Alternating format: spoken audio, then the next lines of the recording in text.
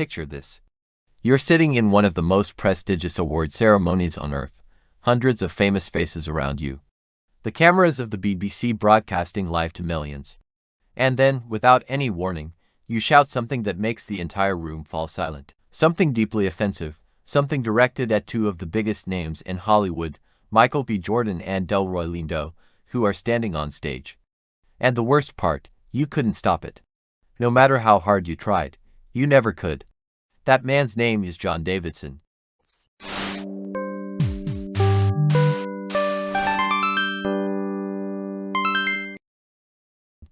And today, we're going to tell you his full story, the real one. Now, before we get into the science, we need to talk about the film, because it's arriving in US cinemas on April 24th. The film is called I Swear. It's a British biographical drama, based entirely on a true story.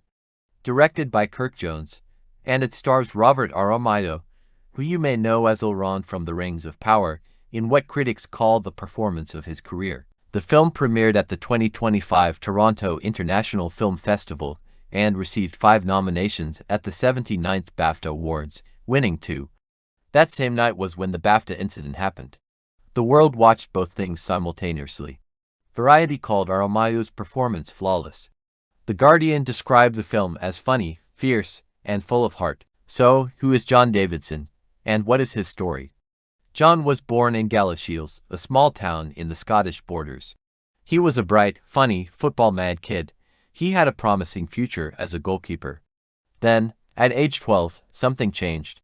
Suddenly, his body started doing things he could not control. His neck jerked, sounds escaped his throat. He blinked rapidly, over and over. His teachers thought he was faking it. His classmates mocked him. His father, who had believed in his football future, was deeply disappointed. This was 1983 in rural Scotland. Tourette syndrome was barely understood, even by medical professionals. There was no name for what John was experiencing. The film follows John through his teenage years and into adulthood, through isolation, misdiagnoses, and a turning point. A remarkable woman named Dottie, played by Maxine Peake, a forthright mental health nurse, becomes the first person to look John in the eye. That one sentence, "Never apologize for something you cannot control," changes everything. It sets John on the path to becoming an advocate, who earned an MD from the Queen in 2019, and who, decades later, found himself at the BAFTAs in a misunderstood moment. What is Tourette syndrome? According to the CDC and the NIH, it is a neurological disorder originating entirely in the brain. Not personality, not upbringing, not choice, the brain. Tourette's causes tics, sudden, rapid, repeated movements or sounds. The CDC describes 2 categories: motor tics, things the body does without warning; eye blinking, head jerking, shoulder shrugging; vocal tics, sounds the voice produces involuntarily; throat clearing, sniffing, grunting, and in some cases, words that can't be controlled. The most famous stereotype is shouting swear words. That is called coprolalia. The CDC says it affects only about 1 in 10 people.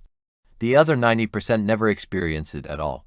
The condition is far broader and far more common than a punchline. The CDC estimates that 1 in 162 children in the US have Tourette syndrome. That translates to roughly 174,000 diagnosed children. Research suggests the real number may be twice as high, because about half of all cases go undiagnosed. Tourette syndrome is 4 times more common in boys than girls. Onset typically begins between ages 4 and 6, peaking around 10 to 12. Let's talk about warning signs. Warning sign 1, repeated, uncontrolled eye blinking. Not allergies, not a nervous habit. Warning sign 2, involuntary head or neck movements. Sudden jerking or nodding to one side, which can cause real physical pain. Warning sign 3, shoulder shrugging or arm movements with no apparent cause. Often dismissed as restlessness or immaturity. Warning sign 4, repetitive throat clearing, sniffing, or grunting. Doctors frequently misdiagnose it as allergies or asthma. Warning sign 5, tics that worsen during stress, excitement, or fatigue, and seem to improve during focused activities like video games.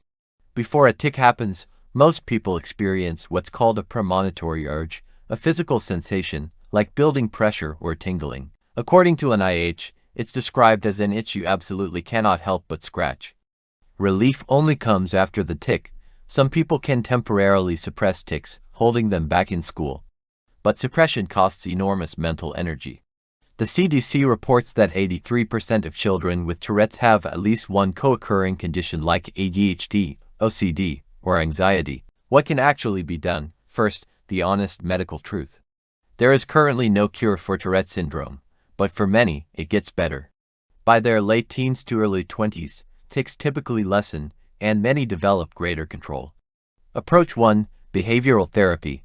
The gold standard is CBIT, Comprehensive Behavioral Intervention for Tics. Beyond treatment, education, and advocacy matter.